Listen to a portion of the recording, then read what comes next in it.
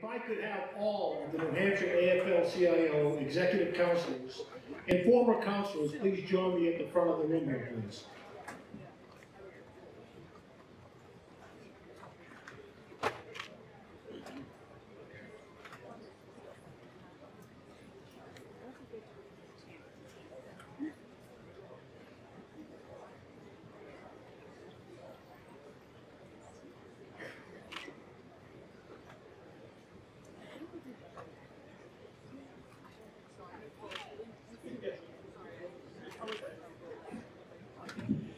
The fact that our keynote speaker needs no introduction, especially to this audience, isn't going to stop me from doing so.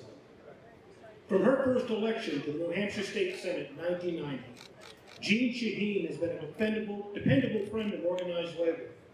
As a governor, and now as our senior U.S. Senator, we in labor have not always agreed with her. But she has always shown respect to us, and she has always retained the respect of the labor community, as well as the affection of our rank and file members. Jeannie's lifetime legislative score from the AFL-CIO is 100%.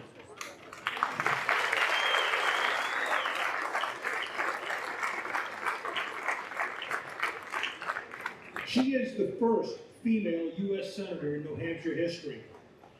She is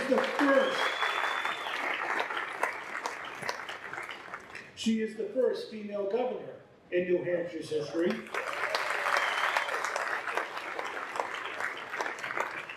And she is the first woman elected as both governor and a U.S. Senator in the history of our country.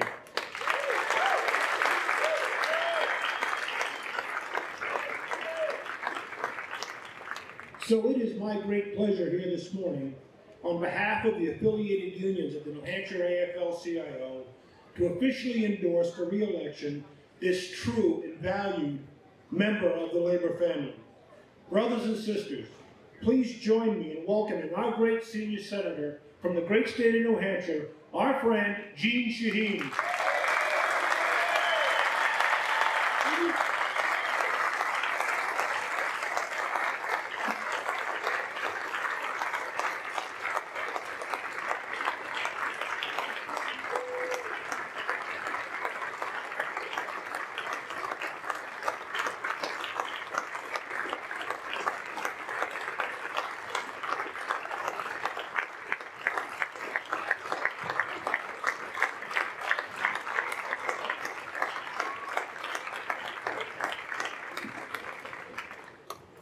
Thank you so much, Glenn, and all of the presidents who are here for all of the support that you are offering today, and for all of your past support, and for all of the support of all of the men and women in the labor movement in New Hampshire. You have made such a difference to me and to so many elected officials.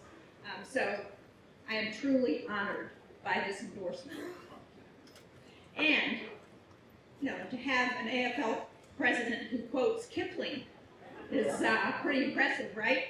I was an English major, so I appreciate that, Glenn. And of course, Sister Gail, we are very interested in defunding hate, and with you, we will get the votes to do that in the next election in 2020.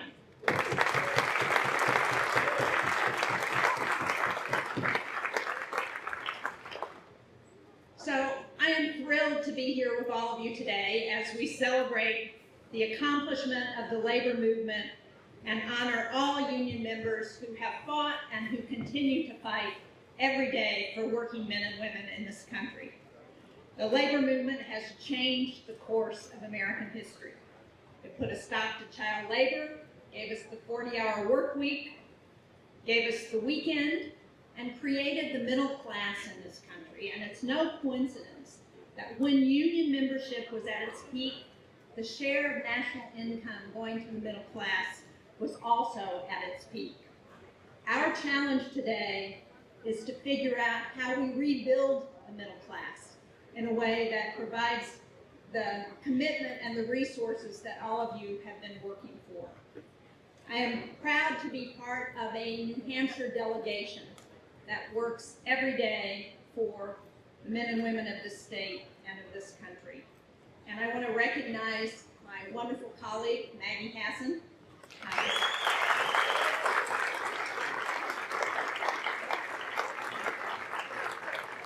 And you know, we now have 2 women in the history of this country who have been both governor and senator.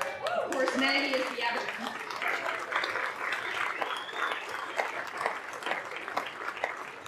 And it really has not much to do with us and more to do with the intelligence and hard work of the New Hampshire voters. So we thank you very much for that. Let me also recognize Annie Custer, who is not here today, and Chris Pappas, who of course is doing a great job. Both of them are doing a great job. And an amazing partner to work with in Washington. And thank you to Senate President Donna Soucy, to Doug Lay, who is here on behalf of Speaker Shurtleff, to all of the state senators who are here, to the executive counselors. I know we have several executive counselors here today. Thank you for your efforts in Concord to support working men and women in this state. And of course, this is an election year for the city of Manchester. So we're glad that Joyce Craig and all the city officials who are here because you're doing such a great job in Manchester.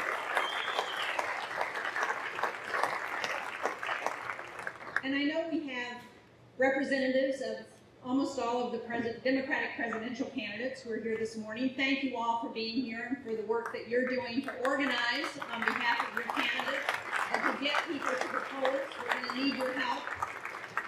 And I want to recognize my friend John Bessler, who is, well, I should say, John, that Amy Klobuchar is your wife, as opposed to your being her husband.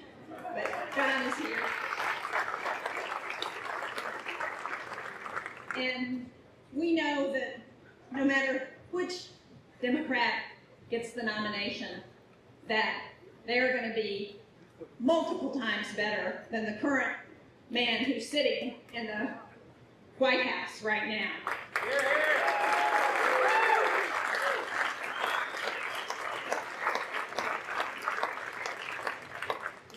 And you know, Janice, we know that in 2006, Congress made those changes to the Postal Service because they were trying to undermine the Postal Service.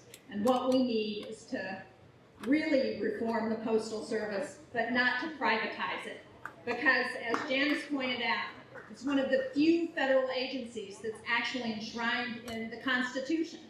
And Article 1 creates the Postal Service. It gives Congress that authority.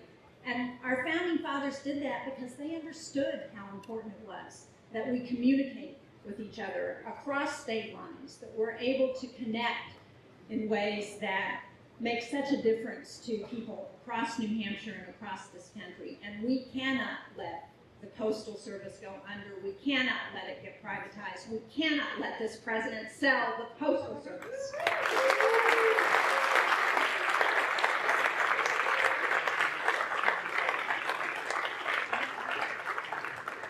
And I'm proud to be a co-sponsor of the PRO Act, the Protecting the Right to Organize, so that we can protect the right of men and women in this country to organize when it's in their interest. And we need it now more than ever because we have a National Labor Relations Board that has been stacked with anti-union nominees. We have unfair labor practice charges that have fallen by double digits since Donald Trump took office. So we need to ensure that men and women can continue to organize. And I was also proud to stand with you in opposition to the Labor Department's proposed rule that would undermine the apprenticeship system. You know, for 80 years, apprenticeships have had oversight from the Department of Labor that have ensured strong standards for on-the-job training so that we can produce the tradespeople and the skilled workers that we need to keep this economy strong. And again, what we have in the White House is a leader who is trying to do everything he can to undermine the labor movement. Of course, there is so much more that we can and must do together. And none of it will be easy, but we know for certain that none of it will happen without a partner in the White House who is willing to work with us, and this president has broken faith with working men and women in this country. Right. Instead of looking out, I know it's early, but we gotta have more energy than this, or we're not gonna win, come on.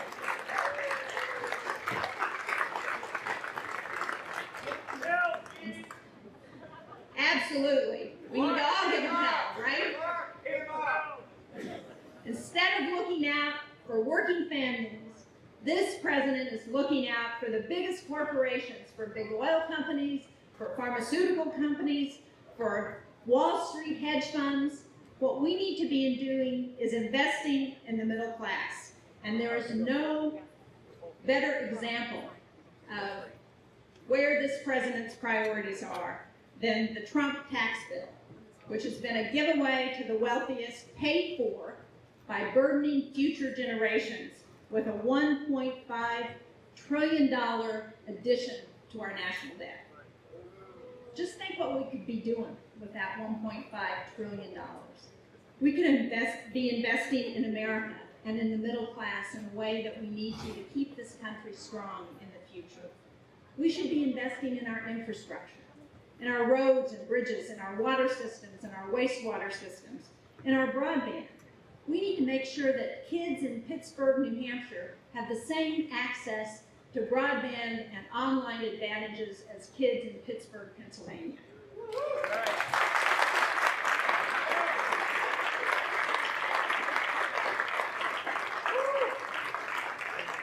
We need to invest in education and job training, in teacher pay, and you know, with the help of unions, we've seen some advancement in teacher pay in the last year in states across this country where people thought it wasn't possible. But thanks to those teachers standing up and to the support from unions, they've made some changes and gotten more support for teacher pay. We need to reduce student loan debt. You know, it's crazy that we've got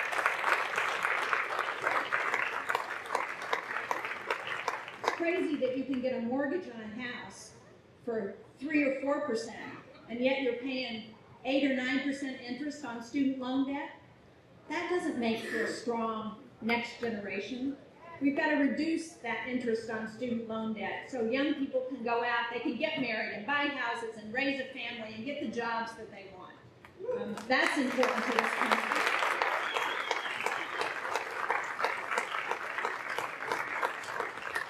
And we need a sane immigration system, one that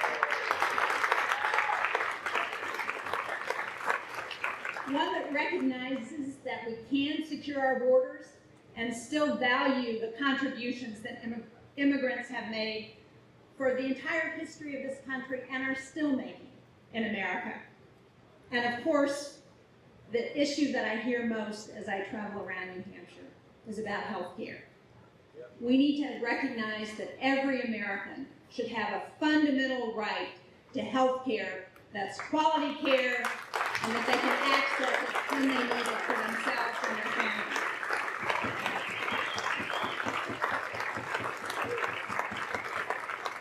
We need to lower prescription drug costs, and you know, we know how to do that. If we would just let the Centers for Medicaid and Medicare negotiate with pharmaceutical companies, we could lower prescription drug costs. All of you who get your prescription drugs through the VA, they can negotiate and compare the cost of those drugs with the VA to the cost of prescription drugs through Medicare and Medicaid. There is no comparison. And you know, we've got people like Robert Slavin, who's from Franklin. He's a type 2 diabetic. He's trying to decide every month if he can afford the cost of the insulin he needs to keep himself alive or pay his rent. That should not happen to anybody in the United States of America.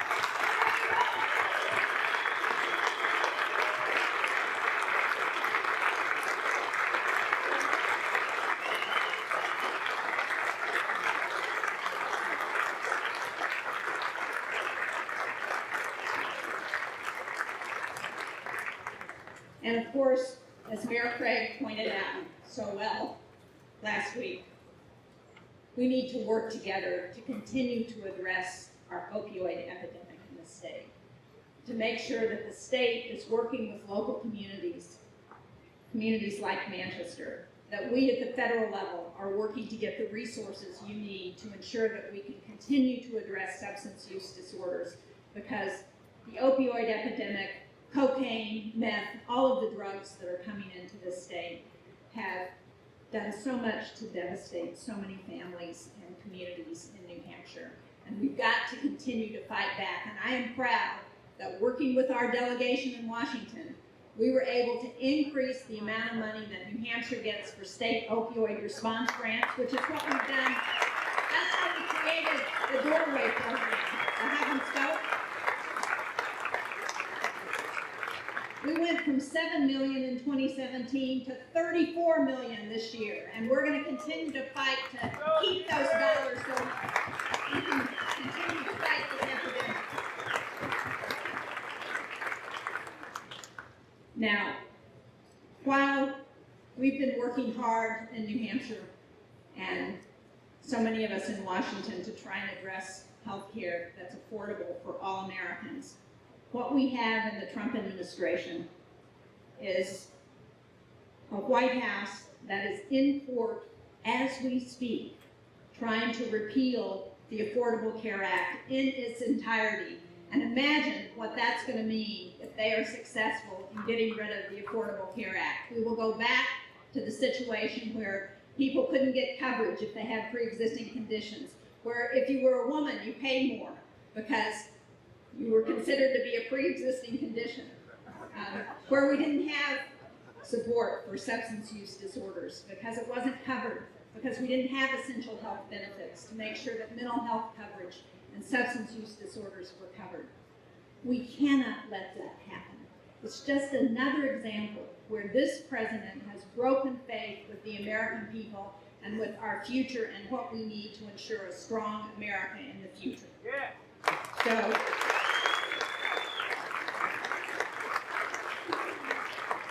I know that all of you are going to continue to work hard every day. You're going to work hard at your jobs, and you're going to work hard to support the men and women that you serve. And I hope you're going to work hard to help me get reelected and help so many of the elected officials here get reelected. Now,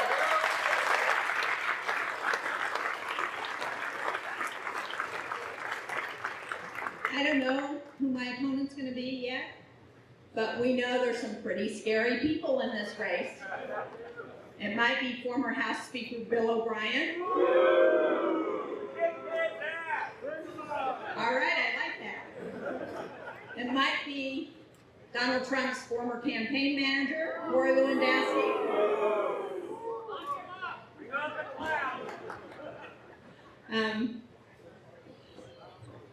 But what we know is that this is going to be a tough race. It's not going to be an easy race because it never is for Democrats in New Hampshire. I won my race in 2014 by 3 points. So we are going to have to work hard.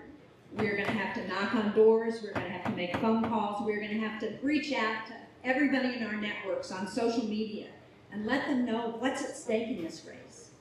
Because it doesn't do it any good to change who's in the White House if we continue to lose the United States Senate, and we are not going to gain control of the Senate if we lose New Hampshire. So thank you for all your help. I really need it. I appreciate it. We've got a lot of work to do, and we're going to start from now. Thank you all very much.